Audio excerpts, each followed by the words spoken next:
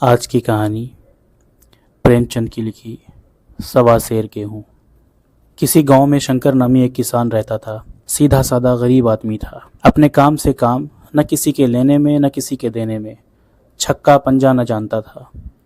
छल कपट की उसे छूत भी न लगी थी। ठगे जाने की फिक्र न थी। विद्या न जानता था। खाना मिला तो खा लिया, न मिला तो चरबन पर कनात की। चरबन भी न मिला तो पानी लिया और राम का नाम लेकर सो रहा। मगर जब कोई मेहमान दरवाजे पर आ जाता तो उसे ये इस्तिग़ना का रास्ता तर्क कर देना पड़ता था। खुसूसन जब कोई साधु महात्मा आ जाते थे तो उसे लाजिमन दुनियावी बातों का सहारा लेना पड़ता। खुद भूखा सो सकता था मगर साधु को कैसे भूखा सुलाता, भगवान के भगत जो ठहरे। एक रोज़ शाम को एक महात्मा ने आकर उसके दरवाजे पर डेरा जमा दिया।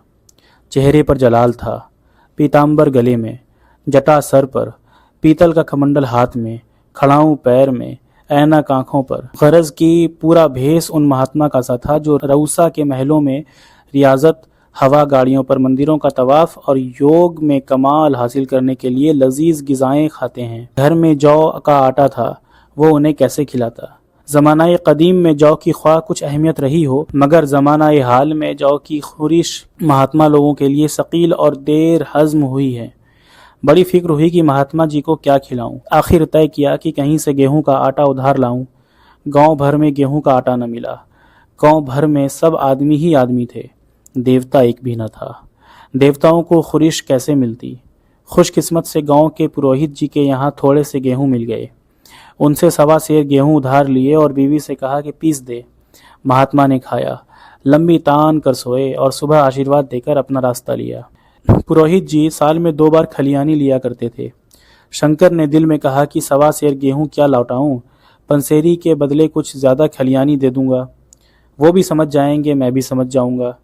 चैत में जब वो पुरोहित जी पहुंचे तो उन्हें 1.5 पसेरी के करीब गेहूं दे दिए और अपने को सुबुक दोष समझकर इसका कोई तज़किरा न किया। पुरोहित जी ने भी फिर कभी न मांगा। सीधे साधे शंकर को क्या मालूम कि ये सवा सेर गेहूं चुकाने के लिए मुझे दोबारा जन्म लेना पड़ेगा। 7 साल गुजर गए। पुरोहित जी ब्राह्मण से महाजन हुए। शंकर किसान से मजदूर हो गया। उसका छोटा भाई मंगल उससे अलग हो गया था। एक साथ रहकर दोनों किसान थे, अलग होकर दोनों मजदूर हो गए। शंकर ने बहुत चाहा कि निफाक की आग भड़कने न पावे, मगर हालत ने उसको मजबूर कर दिया। जिस वक्त अलग चूल्हे जले वो फूट फूट कर रोया। आज से भाई भाई दुश्मन हो जाएंगे। एक रोए तो दूसरा हंसेगा। एक के घर में गमी होगी तो दूसरे के घर गुलगुले पकेंगे। मोहब्बत का रिश्ता, दूध का रिश्ता आज टूटा जाता है। उसने सख्त मेहनत करके खानदानी इज्जत का ये दरख्त लगाया था, उसे अपने खून से सींचा था। उसका जड़ से उखड़ना देखकर उसके दिल के टुकड़े हुए जाते थे। 7 रोज तक उसने दाने की सूरत भी न देखी। दिन भर जेठ की धूप में काम कर और रात में लपेट कर सो रहता। इस सख्त रंज और नाकाबिले बर्दाश्त तकलीफ ने खून को जला दिया, गोश्त और चर्बी को घुला दिया। बीमार पड़ा तो महीनों चारपाई से न उठा। अब गुजर बसर कैसे हो। 5 बीघे के आधे खेत रह गए, 1 बैल रह गया। खेती क्या खाक होती। आखिर यहाँ तक नौबत पहुंची कि खेती सिर्फ नाम भर को रह गई। माश का सारा भार मजदूरी पर आ पड़ा। 7 साल गुजर गए। एक दिन शंकर मजदूरी करके लौटा तो रास्ते में पुरोहित जी ने टोक कर कहा, शंकर कल आके अपने बीज बैंक का हिसाब कर ले। तेरे यहाँ 5.5 मन गेहूं कब से बाकी पड़े हैं और तू देने का नाम नहीं लेता। क्या हजम करने का इरादा है। शंकर ने ताज्जुब से कहा, मैंने तुमसे कब गेहूं लिए थे कि 5.5 मन हो गए। तुम भूलते हो, मेरे यहाँ न किसी छटाक भर अनाज है, न 1 पैसा उधार। पुरोहित, इसी नीयत का तो ये फल भोग रहे हो, खाने को नहीं जुड़ता। ये कह पुरोहित जी ने उसका सवा सेर गेहूं का जिक्र किया जो आज से 7 साल कब्ल शंकर को दिए थे। शंकर सुनकर साकित रह गया। मैंने कितनी बार उन्हें खलियानी दी, उन्होंने मेरा कौन सा काम किया। जब पोथी पत्रा देखने 7 शगुन विचारने द्वार पर आते थे तो कुछ न कुछ दक्षिणा ले ही जाते थे। इतना स्वार्थ। सवा सेर अनाज को लेकर अंडे की तरह ये भूत खड़ा कर दिया जो मुझे निगल ही जाएगा। इतने दिनों में एक बार भी कह देते तो गेहूं दे ही देता। क्या इसी नीयत से चुप बैठे रहे। बोला, महाराज, नाम लेकर तो मैंने इतना अनाज नहीं दिया, मगर कई बार खलियानी में सेर सेर 2-2 शेर दे दिया है। अब आप आज 5.5 मन मांगते हो, मैं कहाँ से दूंगा? पुरोहित, लेखा जाओ जाओ, बख्शिश 100-100। तुमने जो कुछ दिया होगा खलियानी में दिया होगा, उसका कोई हिसाब नहीं। चाहे एक की जगह 4 पंसेरी दे, तुम्हारे नाम ही में 5.5 मन लिखा हुआ, जिससे चाहे हिसाब लगवा लो। दे दो तो तुम्हारा नाम झीक दूं, नहीं तो और बढ़ता रहेगा। शंकर, पांडे क्यों एक गरीब को सताते हो? मेरे खाने का ठिकाना नहीं, इतना गेहूं किसके घर से दूंगा? पुरोहित, जिसके घर से चाहो लाओ, मैं छटांग भर भी ना छोड़ूंगा। यहाँ ना दोगे, भगवान के घर तो दोगे। शंकर कांप उठा। हम पढ़े लिखे लोग होते तो कह देते, अच्छी बात है, ईश्वर के घर ही देंगे। वहाँ की तूल यहाँ से कुछ बड़ी तो ना होगी, कम से कम इसका कोई सबूत हमारे पास नहीं, फिर उसकी क्या फिक्र। मगर शंकर इतना अक्लमंद, इतना चालाक न था। एक तो कर्ज, वो भी ब्राह्मण का, बही में नाम रहेगा तो सीधे नरक में जाऊंगा। इस ख्याल से ही उसके रोंगटे खड़े हो गए। बोला, महाराज तुम्हारा जितना होगा यहीं दूंगा, ईश्वर के यहाँ क्यों दूं? इस जन्म में तो ठोकर खा ही रहा हूँ, उस जन्म के लिए क्यों कांटे बोऊं? मगर ये कोई न्याय नहीं है, तुमने राई का पर्वत बना दिया। ब्राह्मण होके तुम्हें ऐसा नहीं करना चाहिए था। उसी घड़ी तकाजा करके लिया होता तो आज मेरे ऊपर बड़ा बोझ क्यों पड़ता? मैं तो दे दूंगा, लेकिन तुम्हें भगवान के यहाँ जवाब देना पड़ेगा। पुरोहित, वहाँ का डर तुम्हें होगा, मुझे क्यों होने लगा? वहाँ तो सब अपने ही भाई बंद हैं, ऋषि मुनि सब तो ब्राह्मण ही हैं। कुछ बने बिगड़ेगी, संभाल लेंगे। तो कब देते हो? शंकर, मेरे पास धरा तो है नहीं, किसी से मांग जांच कर लाऊंगा तभी दूंगा। पुरोहित, मैं ये ना मानूंगा, 7 साल हो गए, अब एक का भी मुलाहिजा ना करूंगा। गेहूं नहीं दे सकते तो दस्तावेज लिख दो। शंकर, मुझे तो देना है, चाहे गेहूं ले लो, चाहे दस्तावेज लिखवाओ, किस हिसाब से दाम रखोगे? पुरोहित, जब दे ही रहे हो तो बाजार भाव काटूंगा, पाव भर छुड़ाकर क्यों बुरा बनूं?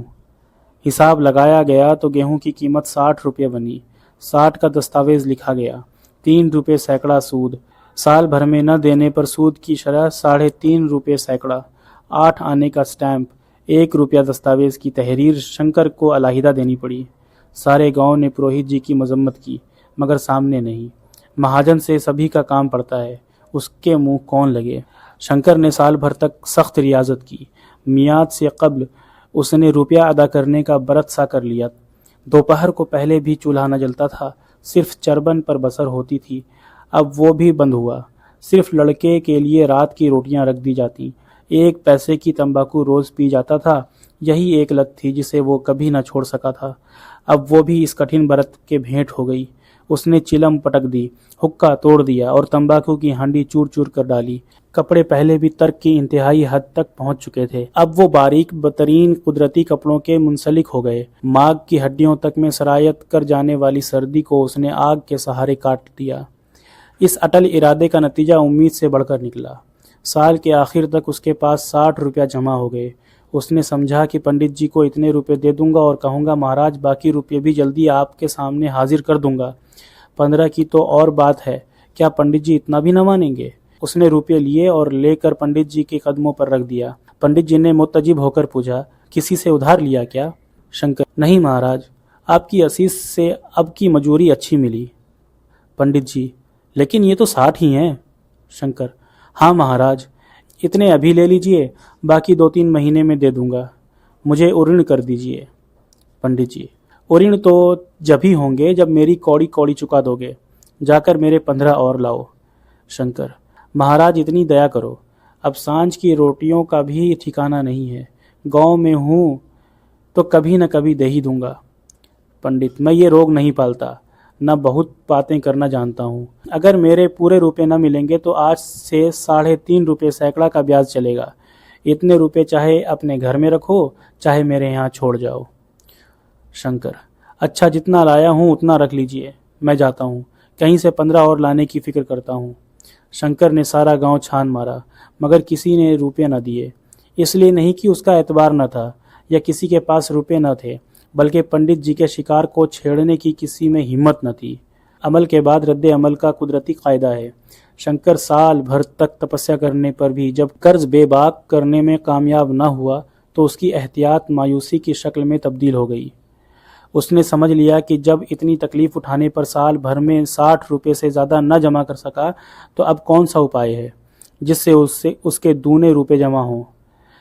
जब सर पर कर्ज का बोझ ही लदना है तो क्या मन भर और क्या सवा मन का।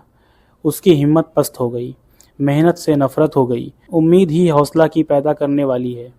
उम्मीद में रौनक है, ताकत है, जिंदगी है। उम्मीद ही दुनिया की मुतहर्रिक करने वाली कुव्वत है। शंकर मायूस होकर बेपरवाह हो गया। वो ज़रूरतें जिनको उसने साल भर तक टाल रखा था अब दरवाजे पर खड़ी होने वाली भिखारनें न थीं, बल्कि सर पर सवार होने वाली चुड़ैलें थीं जो अपना चढ़ावा लिए बगैर जान ही नहीं छोड़ती। कपड़ों में पैबंद लगने की भी एक हद होती है। अब शंकर को हिसाब मिलता तो रुपये जमा न करता, कभी कपड़े लाता और कभी खाने की कोई चीज़। जहाँ पहले तंबाकू पिया करता था वहाँ अब गांजा और चरस का चस्का भी लगा। उसे अब रुपये अदा करने की कोई फिक्र न थी, गोया उस पर किसी का एक पैसा भी न था। पहले लर्जा आ जाने पर भी वो काम करने ज़रूर जाता था, अब काम पर न जाने का बहाना तलाश किया करता। इस तरह 3 साल गुजर गए। पंडित जी महाराज ने एक बार भी तकाजा न किया। वो होशियार शिकारी की तरह तीर बहदफ निशाना लगाना चाहते थे। पहले से शिकार को भड़का देना उनके शेवे के खिलाफ था। एक रोज़ पंडित जी ने शंकर को बुलाया, हिसाब दिखाया। 60 रुपये जमा थे। वो मिन्हा करने पर भी अब शंकर के ज़िम्मे 120 रुपये निकले। इतने रुपये तो उसी जन्म में दूंगा, इस जन्म में नहीं हो सकता। पंडित जी, मैं इसी जन्म में लूँगा। असल न सही सूद तो देना ही पड़ेगा। शंकर, एक बैल है वो ले लीजिए, एक झोपड़ी है वो ले लीजिए, और मेरे पास रखा क्या है। पंडित, मुझे बैल बगधिया लेकर क्या करना है, मुझे देने को तुम्हारे पास बहुत कुछ है। शंकर, और क्या है महाराज। पंडित, कुछ नहीं है, तुम तो हो। आखिर तुम भी कहीं मजदूरी करने ही जाते हो। मुझे भी खेती करने के लिए एक मजदूर रखना ही पड़ता है। सूद में तुम हमारे यहाँ काम क्या करो। जब सुविधा हो असल भी दे देना। सच तो ये है कि अब तुम दूसरी जगह काम करने के लिए जा नहीं सकते जब तक मेरे रुपए न चुका दो। तुम्हारे पास कोई जायदाद नहीं है। इतनी बड़ी गठरी मैं किस एतबार पर छोड़ दूँ, कौन इसका जिम्मा लेगा। तुम मुझे महीने महीने सूद दिए जाओगे, और कहीं कमाकर जब तुम मुझे सूद भी न दे सकते तो असल की कौन कहे। शंकर, महाराज, सूद में तो काम करूँगा और खाऊंगा क्या। पंडित, तुम्हारी घरवाली है, लड़के हैं, क्या वो हाथ पैर कटा बैठेंगे। तुम्हें आध सेर जौ रोज़ चरबन के लिए दे दिया करूँगा। ओढ़ने के लिए साल में कंबल पाओगे। एक सलूका भी बनवा दिया करूँगा, और क्या चाहिए। ये सच है कि और लोग तुम्हें 6 आने रोज़ देते हैं, लेकिन मुझे ऐसी गरज नहीं है। मैं तो तुम्हें अपने रुपये भराने के लिए रखता हूँ। शंकर ने कुछ देर तक गहरे सोच में पड़े रहने के बाद कहा, महाराज, ये तो जन्म भर की गुलामी हुई। पंडित, गुलामी समझो चाहे मजदूरी समझो, मैं अपने रुपये भराए बिना तुम्हें नहीं छोड़ूंगा। तुम भागोगे तो तुम्हारा लड़का, हाँ, जब कोई न रहेगा तब की बात दूसरी है। इस फैसले की कहीं अपील न थी। मजदूर की जमानत कौन करता, कहीं पनाह न थी। भागकर कहाँ जाता। दूसरे रोज़ से उसने पंडित जी के यहाँ काम करना शुरू कर दिया। 1.25 सेर गेहूं की बदौलत उम्र भर के लिए गुलामी और बेड़ियां पाँव में डालनी पड़ी। उस बदनसीब को अब अगर किसी ख्याल से तस्कीन होती थी तो इसी से कि ये सब मेरे पिछले जन्म का भोग है। औरत को वो काम करने पड़ते थे जो उसने कभी न किए थे। बच्चे दाने दाने को तरसते थे, लेकिन शंकर चुप देखने के सिवा और कुछ न कर सकता था। वो गेहूं के दाने किसी देवता बुद्ध की तरह तमाम उम्र उसके सर से न उतरे। शंकर ने पंडित जी के यहाँ 20 बरस तक गुलामी करने के बाद इस गम कदे से रहलत की। 120 अभी तक उसके सर पर सवार थे। पंडित जी ने उस गरीब को ईश्वर के दरबार में तकलीफ देना मुनासिब न समझा। बस उन्होंने उसके जवान बेटे की गर्दन पकड़ी। आज तक वो पंडित जी के यहाँ काम करता है। उसका उधार कब अदा होगा भी या नहीं, ईश्वर ही जाने।